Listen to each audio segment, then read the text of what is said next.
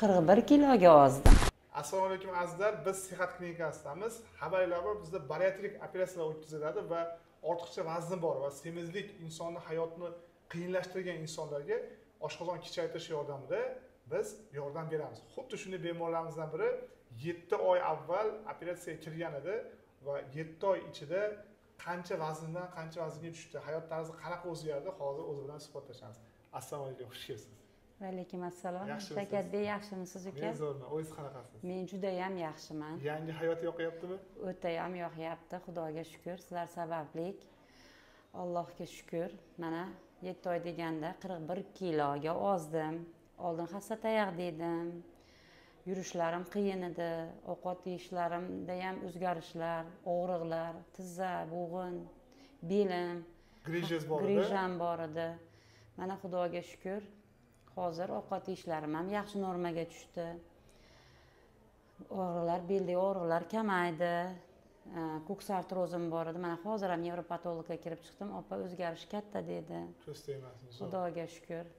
Necha kilo bilan operatsiyaga kirgan edik? 146 kilo bilan kelganimda 6 kilo ozdirib turib tayyorlagansizlar. Shundan keyin 139 kiloda kirganman. 139 kilo. Hozir 90 kilo. Rovna.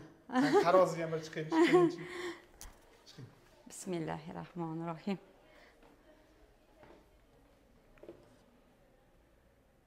Hatto 89 kilo. Kiyimingizga 1 kilo ayirsa 88 kilo. Bu degani 41 emas, 42 kilo. Zo'r, ko'z tegmasin. Xudoga shukr, rahmat. Tanajoninglar sog' bo'lsin. Bizni ko'pchilik tanqid qiladi.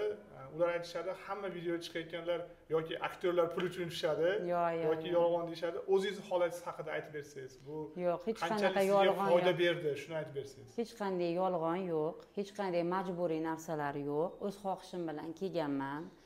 To'g'ri, ko'ks artrozim orqali endi protez qo'ydirmoqchi bo'lganimda, mana shu nimada, shahar bolnitsasida, oblastnoyda opa, vesingiz katta, endi protez qo'ydirganingiz bilan hech qanday o'zgarish bo'lmaydi. Biz ozishimiz kerak degan. Endi ozish yo'lini juda ko'p qildim. Fitnesslarga ham borib ko'rdim, boshqa ham qilib ko'rdim, to'g'ri ovqatlanishga ham bordim, hech bir nimasini ko'rmadim.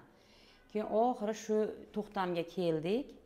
Klinikalarga kelganimda shu nimalarni ko'rib, tanishib, hamma istoriyalarni ko'rganimdan keyin, ishonch hosil qilganimdan keyin kirdim. Xudoga shukr, mana o'zgarish zo'r. Operatsiyadan keyingi holatim ham yaxshi bo'lgan. Undan oldingi holatim ham, narkozlar ham yaxshi, vaqtida chiroyli berildi. Hech qanday nimam yo'q, e'tirozim yo'q klinikaga. Klinika zo'r. Hammaga tavsiya qilaman Sihat klinikasini. Rahmat opajon. Agar sizda ham semizlik yoki qandli diabetning ikkinchi tipi bor bo'lsa, biz bariatriya bo'limimizda aynan shu ikkita muammoni zamonaviy operativ yechimi bor. Bunday bemorlarda уже 1300 dan ortig'ini operatsiya o'tkazganmiz. Ular haqida ma'lumotni YouTube kanalimizda ham intervyular joylaymiz va Instagramda ham yoritib boramiz. Agar sizda yoki semizlik yoki qandli diabet ikkinchi tipi qiynayotgan bo'lsa, quyidagi raqamga qo'ng'iroq qiling va biz bilan bog'laning. Sizga albatta yordam beramiz. Xayr, salomat bo'ling.